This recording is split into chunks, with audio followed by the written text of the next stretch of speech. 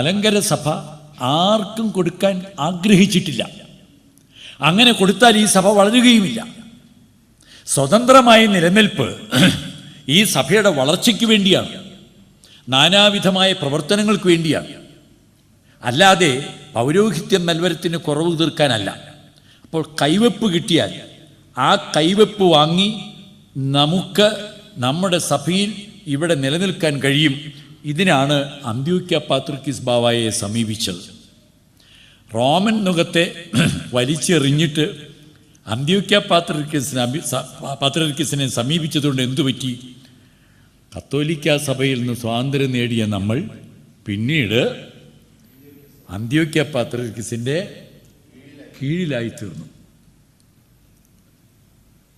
ഞാനല്ലേ നിങ്ങൾക്ക് പൗരോഹിത്യം നൽവരം തന്നത്, അതുകൊണ്ട് നിങ്ങളെല്ലാവരും എൻ്റെ കീഴിലിരിക്കണം.